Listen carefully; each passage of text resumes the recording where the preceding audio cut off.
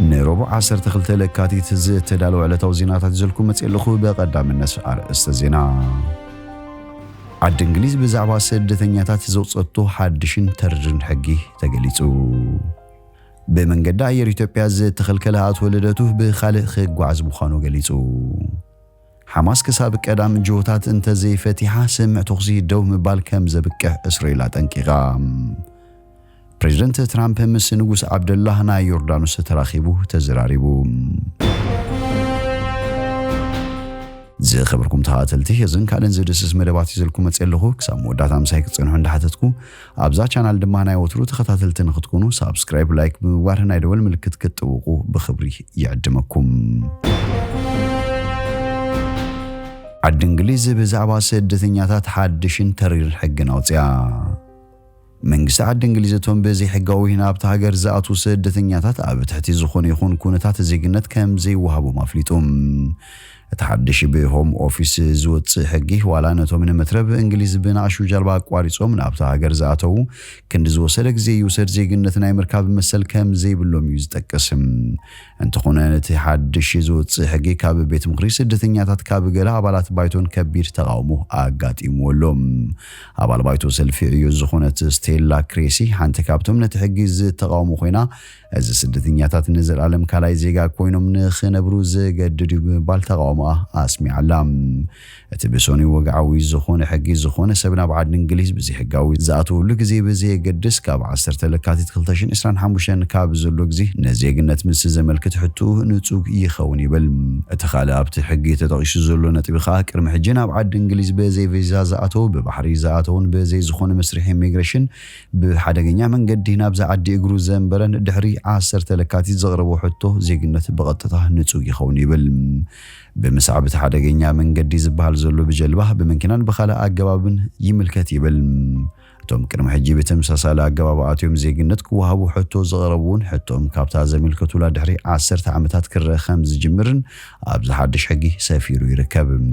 أزمالة أبت الرخلتشن إسران حموشن زيقنتك وهابو حتو زغربو قدايوم كابت الرخلتشن سالسان حموشن جميرو كر خجمريوم بيت مخرج سدتنياتات الزحادش حقي بوحدو نسبعان حدن شه سدتنياتات زيقنت عاد إنجليز كام مركاب كعنقصوم كام زخيل قمتو آسفيرو لوم إنفرسلومون استبال العلوي حلافة تكال قبر السنة حزب بريطانياتهم أبا هاقرنا عواز توهم سدتنياتات مستحبرت سبت وهايدوم كبر كتيو زيد اللي من قستن الزكاة مقبار زعين قستو ساخي شيخلات متكالوتي مغنيات أيردان نلوم إنفرزوم عوباوم تغبان نتزرخ بمنسيات سبوت عدتات تساناتن آكال الزهاقر مخانم كناريوم علنا هيوتهم كان سوخن حقزوم علنا سلزي منيسترات نزوت يزولو حقيه داق مقمت خيقبرلو نمحتساني لوم وهاب قال لهم اوفيس زوم بزي حقاوي من قدينا بهاجر زاتو زلو زيغنتن خيرخبو زخل كلو قرم حجي استدنغو حقتات አለው እዘና حجينتي زنبر زصنع امبر حدش አይኮንን بناشو جلاوي يخون بخاله አገባብ بزي حقاو من قدينا بهاجر زاتو زقربو حتو زيغنت نصق مخانو زنصريو كبل ገሊጹ بمنقد داير ኢትዮጵያ ዝተخلكلات ولدته بخالق خጓዝ مخانو ገሊጹ أب أمريكا جيشو زصن حفلت إثيوبياوي بوليتيكينيا تولدتو أيالو بمنقد داير إثيوبيا نبهاجرو خي قعز مخلكالو كزرارب كانيوم أتولدتو بسلسة لكاتت خلتشن 10 شوعاتنا معرفون فرتي أتلانتا كام زد ترخبا كوانتا قلتم بمنقد داير إثيوبيا خي قعز كام زد تخلكلت زاريبوم أتولدتو أبزهابو قال منقد داير إثيوبيا نابت هاجر نمتاو زقبرو فتنا خمزي تعوته أبكت صالقن بخال منقد داير ناب إثيوبيا كام زملس قليتوم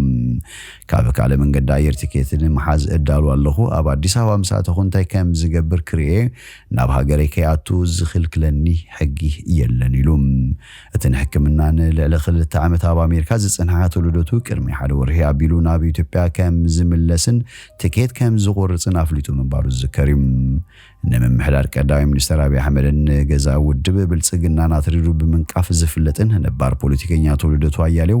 አወጻ ሀገር ኮይኑ ክልላውን ፌደራላውን መንግስታት በኃይልን ምዕላው በዝብል በመንግስት ኢትዮጵያ ከሲ ገብረ ሽበራ ካብ ዝቀረበሎም ውልቀ ሰባት ሓደዩም ሓባራዊ ሓይሊ ዕማም ምድሕነት ኢትዮጵያ 22 ሚያዝያ 2015 ኣብ ዘውፅኦ መግለጺ ንብረት ናይቶም ኣባላት ሕገ መንግስታዊ ስርዓት ብሓይሊ ንምፍራስ ዝሰርሕ ጉጅለ ዝበሉ ማተልደቱ ዝርከቦም ውልቀ ሰባትን ምሕዳገ ስጉምቲ ከም ዝወሰዱን ኣፍሊጡ ነይሩ እዩ። ኣቶ ልደቱ ንሕክምና ናብ ኣሜሪካ ቅድሚ ምጉዓዙ ሓደ ካብቲ ንልዕሊ 2 ዓሰርታት ዓመታት መራሒ ተቃዋሚ ሰልፊ ኮይኑ ዝጸንሐ ፖለቲከኛታት ኮይኑ ብፍላይ ኣብቲ ኣካታዓይ መረጻ 1997 ስልጣን ከስተቃሪቡ ዝነበረ ሰልፊ ቅንጅት ኣብ ቅድሚት ኮይኑ ብምምራሕ ኣብቲ ሃገር ዓቢ ጽልዋ ዝፈጠረ እዩ። ኣብ እዋኑ ኩናት ኣብ ትግራይ ዝበጽሐ ግፍዕን ገህሰስ ሰብኣዊ መሰላትን ኣትርሩ ብምቅዋም ዝፍለጥ ኮይኑ ካብ ሃገር ንሕክምና ቅድሚ ምጹእ ንንውሕ ዝበለ እዋን ተኣሲሩ ምንባሩ ይዝከር። መንግስቲ ንኣቶ ልደቱ ኣብ ወጻኢ ሃገር እንከሎ እዩ ብግብረ ሽበራ ተደላይ ምዃኑ ዘፍለጠም። ኣብቲ ሃገር ህውከትን ምፍጣር ምስ ኣኽረርትን ግብረ ሽበራውያን ሓይልታት ይስርሕ ኣሎ ተባሂሎም ካብ ዝተኸሰሱ ብርክት ዝበሉ ጥርጡራት ሓደ ዝኾነ ኣቶ ልደቱ ነዚ ስዒቡ ስሩዕ ክሲ እንተቐሪቡሉ ናብ ዓዱ ተመሊሱ ክማጎት ምዃኑ ኣብቲ እዋን ምዝራቡ ይዝከር። ኢትዮጵያ ባዚ ጽንኩር ኩነታት እያ ዘላ ዝብል ኣቶ ልደቱ ቅድሚ ሓደ ወርሒ ኣብ ዝርግሑ ዝርዝር ጽሑፍ ናብ ኢትዮጵያ ተመሊሱ ኣብ ውሽጢ ሃገር ሰላማዊ ፖለቲካዊ ምንቅስቃስ ክገብር ከም ዝወሰነን ንዝመጽእ ኩሉ ክቕበል ምዃኑን ገሊጹ ነይሩ። ነዚ ስዒቡ ድማ ካብ መንገዲ ኣየር ኢትዮጵያ ናይ መገሻ ትኬት ብምሓዝ ኣብ ኣሜሪካ ዝነበሮ ጻንሒ ተዛዚሙ ብሶኒ 3 ለካቲት 2017 ንጎን ኣብ ኣህጉራዊ ማዕረፎ ነፈርቲ ኣትላንታ ዘምርሕ ኮይኑ ናብ ነፋሪት ክድይብ ከም ዘይከኣለ ገሊጹ ዝርከብ። እቲ ትኬት ዝተረጋገጸ እዩ ፓስፖርት ክሳብ ዝቕጽል 11 ኣዋርሕ መዓልቱ ዝሓለፈ ኣይኮነን ክብል ኣቶ ልደቱ ተዛሪቡ። እንተኾነ ኣብ መዕረፎ ነፈርቲ ምስ በጽሐ ካብ ኤምባሲ ኢትዮጵያ በኣሜሪካ ፍሉይ ፍቃድ እንተ ዘይረኺቡ ክሳፈር ከም ዘይክእል ተነጊርዎም። ኣብ መዕረፎ ነፈርቲ በጽሐ ቦርዳንግ ፓስ ክረክብ ምስ ፈተንኩ እቲ ሲስተም ኣብዩ ኢሎምኒ ንኣካየዲ ስራሕቲ መንገዲ ኣየር ረኺባ ኣዘራሪብዮ ተኣጊደ ከም ዘለኹ ነጊር ንኽብል ገሊጹም። ንሱ ኣብ ዝሃቦ ሓበሬታ ኣብ ኣሜሪካ ናብ ዝርከብ ኤምባሲ ኢትዮጵያ ምልኪትካ ነቲ እገዳ እንተ ዘየልዓልካዮ ክትበርር ኣይትኽእልን ኢኻ ከም ዝበሎ ወሲኹ ተዛሪቡ። ፓስፖርት መዓልቱ ከም ዘይሓለፎ ዘድሊ ናይ መገሻ ትኬት ኣብ እዋኑ ከም ዝገዛእኹን ዜጋ ስለ ዝኾነ ቪዛ ከም ዘየልዮን ዝገልጽ ኣቶ ልደቱ ጠንቂ ናይቲ ኣብ ልዕሊኡ ዝነበረ እገዳ መገሻ ክፍልጥ ከም ዘይከኣለ ገሊጹ። እዚ ምስ ኤምባሲ ዘራኽቡን የብሉን ከምኡ ኮይኑን ናብ ጸሓፊ ኣምባሳደር ደው ኢለ ቴሌፎን ኣይተለዓለትን ዝኾነ ምላሽ ኣይረኸብኩን ይብል። ፖለቲከኛ ኣቶ ልደቱ ነቲ ጉዳይ ፍታሕ ንምድላይ ናብ መርበብ ሓበሬታት ኤምባሲ ሃሰስ ከም ዝበለን ንጉዳዩ መፍትሒ ዝህብ ኣማራጺ ከም ዘይረኸቡን ተዛሪቡ። ኣነ ዳ ብግብረ ሽበራ ዝድለ ሰብዱ ኣይኮንኩን ንምንታይ ዳ ናብቲ ሃገር ምእታው ተኸልኪለ ክብል ኣቶ ልደቱ ይሓትት። መንግስቲ ብኢንተርፖል ኣቢሉ ክረኽቦም ከምዛ ዘይብል ዝነበረ ዝብል ኣቶ ልደቱ ኣነ ብድሌቴ ናብ ኢትዮጵያ እንከኣቱ ክቕበሉን ነይሮም ክብል ዝሓትት ኣቶ ልደቱ ናብ ሃገረይ ካብ ምኻድ ግን ዝዓግተኒ ነገር የለን ክብል ወሲኹ ገሊጹ። ሓማስ ክሳብ ቀዳም ጅሁታት እንተ ዘይተፈቲሖም ስምዕ ተኽሲ ደው ምባል ከም ዘብቅዕ እስራኤል ኣጠንቂቓ። ቀዳማይ ሚኒስትር እስራኤል ቤንያሚን ኔታንያሁ ፍልስጤማዊ ጉጅለ ሓማስ ክሳብ ቀዳም ፍርቂ መዓልቲ ጅሁታትና እንተ ዘይተመሊሶም እቲ ኣብ ጋዛ ዝተበጽሐ ስምዕ ተኽሲ ደው ምባል ከብቅዕን ጽዑቕ ውግእ ክጅምር ምዃኑ ኣጠንቂቖም። ኔታንያሁ ሓማስ ጅሁት ዝሓዞም ሰባት ብናጻ ምፍናው ከም ዘናውሑ ምግላጽ ስዒቡ ሓይልታት እስራኤል ኣብ ውሽጥን ከባብን ጋዛ ክከቡ ትእዛዝ ከም ዝሃበ ፍሊጡሎም። ተቐዳማይ ሚኒስትር ንኹሎም እቶም ዝተረፉ 76 ጅሁታት ክፍትሑ ድዩ ዝሓትት ዘሎ ወይስ እቶም ኣብ ዝቐዳም ናጻ ክወፁ ትጽቢት ዝግበረሎም 3 ሰባት ጥራይ ዝብል ኣይተነጸረን። ሓደ ሚኒስትር ግን ኩሎም ክፍትሑ ማለቱ ምዃኑ ገሊጹ ይርከብ። ነዛ መልኪቱ መልሲ ዝሃበ ሓማስ ብወገኑ ነቲ ስምዕ ምቁራጽ ተኽሲ ከተግብር ዝተወፈየ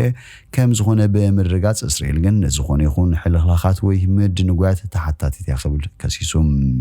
እቲ ጉጅለ እስራኤል ኣገደሲ ሰብኣዊ ሓገዛት ብምዕጋት ሓዊሱ ነቲ ንሰለስተ ሰሙን ዝጸንሐ ስምዕ ምቁራጽ ተኽሲ ከም ዝጠሓሰት ይኸስስ። እስራኤል ነዚ ክሲ ብወገና ኣይተቐበለቶን ዘላ። ሓማስ ኣብ ሰሙን መወዳእታ ከፈጸሙ መደብ ተታሒዙሉ ዝነበረ ምፍታሕ ጅሁዝ ዝተታሕዙ ሰባት ከደናጉ ምውሳኑ ፕሬዚደንት ኣሜሪካ ዶናልድ ትራምፕ ኩሎም እቶም ጅሁዝ ዝተታሕዙ ክሳብ ቀዳም እንተ ዘይተመሊሶም እስራኤል ነቲ ስምዕ ጠቕሊላ ክትስርዝ ሓሳብ ከቕርብ ደሪኽዎሎም። ኔታንያሁ ድሕሪ እዚ ትማሊ ሰሉስን 4 ሰዓታት ዝቐጽል ኣኼባ ካቢኔት ጸጥታ እስራኤል ኣብ ዝሃቦ ናይ ቪድዮ መግለጺ ንጠለብ ፕሬዚደንት ትራምፕ ብሓጎስ ከም ዝተቐበሉ ገሊጹ። ቀፂሉ ሓይልታት ምክልኻል እስራኤል ኣብ ውሽጢ ከምውን ኣብ ከባቢ ምድረ በዳ ቃዛ ክእከቡ መምርሒ መሃቡ ገሊጹ ሓማስ ክሳብ ቀዳም ፍርቂ መዓልቲ ጅሆታት እንተዘይመሊሱ እቲ ተኹሲ ደው ምባል ከበቀዩ ሰራዊት ምክልኻል እስራኤል ድማ ክሳብ ናይ መወዳእታ ስዕረት ሓማስ ዝጽዑቕ ውግእ ክጅምር ኢሉ ሰራዊት ምክልኻል እስራኤል ድማ ነቲ ኣብ ከባቢ ቃዛ ዝፍጸም ስርሒታት ዘካይድ ደቡባዊ እዚ ንደረጃ ድልውነቱ ከም ዘዕብዮን ንዕውር ሰራዊት ሓዊሱ ተወሳኺ ሰራዊት ከም ዘደልድልን ኣፍሊጡሎም ሓማስ ነቲ ኣሜሪካ ድሕሪ ኩናትን ቃዛ ክትሕዝን ነቶም ኣብኡ ዝነብሩ 2 ሚልዮን ፊሊስጤማውያን ንሓዋሩ ከተግዕዝን ብትራምፕ ዝቐረበ ኣካታዕ ውጥን ከም ዝነጽጎ በሰሉስ ደጊሙ ምግላጹ ይዝከር ሓማስ ዓሌታውን ንድሌት ፊሊስጤም ዝድምስስን ከምውን ንህዝብናን ሃገራዊ መሰላቱን ንምኽላእ ዝዓለመ ጻውዒት ምጽጻይ ዓሌት ክብል ንዘረባ ትራምፕ ነቒፉም ሰበስልጣን ፊሊስጤምን ሃገራት ዓረቡን ነቲ ውጥን ብፍጹም ክነጽጎን ከሎ ሕብራት ሃገራት በጎኑ ዝኾነ ይኹን ግዱድ ምምዝባል በመሰረት ዓለም ለኻዊ ሕጊ ኩልኩልን ምስ ምጽጻይ ዓሌት ዝዳረግ ምዃኑን ኣጠንቂቖም ላዕለዋይ በዓል ስልጣን ሓማስ በሳምናይም ኣብ ዝሃቦ መግለጺ መንጉኝታት ኣሜሪካ ቀጠርን ግብፅን ጣልቃ ብምእታው ስምዕ ምቁራጽ ተኹሲ ናብ ንቡር ንምምላስ ማዕጾ ክፉት ምዃኑ በሰሉስ ሓቢሩ ነይሮም እዚ ስምዕ ክፈርስ ኣይንምነን ንዝኾነ እንቅፋታት ብድሆን ንኸይፍጠር ኩሉ ክንገብር ኣለና ስለዚ ድማ እቲ ኩነታት ብመንገዲ መንጉኛታት እንተተኣሪሙ ዝመጽእ ቀዳም እሱራት ከነረክብ ድልዋት ኢና ኢሉ ፕሬዝደንት ትራምፕ ምስ ንጉስ ዓብደላህ ናይ ዮርዳኖስ ተራኺቡን ተዘራሪቡን ጎራብቲ ሃገራት ማእከላይ ምብራቕ ፊሊስጤማውያን ንምዕቋብ ኣብ ዝግበር መስርሕ ንምስታፍ ፕሬዝደንት ኣሜሪካ ዶናልድ ትራምፕ ትማሊ ሶሉስ ናብ ቤት መንግስቲ ዋይት ሃውስ ንመራሒ ዮርዳኖስ ንጉስ ዓብደላህ ኻልኣይ ረኺቡ ኣዘራሪቡ ፕሬዝደንት ትራምፕ ኣብ ዝሓለፈ እዋን ሃገሮም ንቃዛ ተቋፂራ ናብ ብሉፅ ስፍራ ንምልዋጣ መደብ ከም ዘለውን ኣመልኪቱ ነይሩ ከም ኣገላልጻት ፕሬዝደንት ኣብ ቃዛ ዝርከቡ ፊሊስጤማውያን ናብ ጎራብቲ ሃገራት ዮርዳኖስን ግብፅን እዮም ክግዕዙ መብጻሕ ንጉስ ዮርዳኖስ ናብ ዲሲ ንምርኻብ ምስ ፕሬዝደንት ትራምፕን ብዛዕባ እቲ ጉዳይ ንምዝራብን እዮም ዑደት ንጉስ ዓብደላህ ኻልኣይ ምቁራጽ ተጻቦ እስራኤልን ሓማስን ኣብ ተኣፋፊ ኩነታት ኣብ ዝበጽሓሉ ዘሎ እዋን ዝካየድ ዘሎም ፕሬዝደንት ትራምፕ ተማልሶን የቶም ጆት ተታሒዞም ዘሎ ቀዳም ፍርቂ መዓልቲ እንተዘይተፈቲሖም ነቲ ስምዕ ከፍርሶ ተኽእሎ ከም ዘሎ ኣመልኪቱ ነይሩ ዝኸበርኩም ተኸታተልቲ ቤን ቲቪ ንሎሚ ዝበልናዮም መሰናዶና ኣብ ዝወዲና ኣለና ምሳና ስለ ጽናሕኩም ብልቢ ነመስግን በብዘለኹም ሰላም ተመነና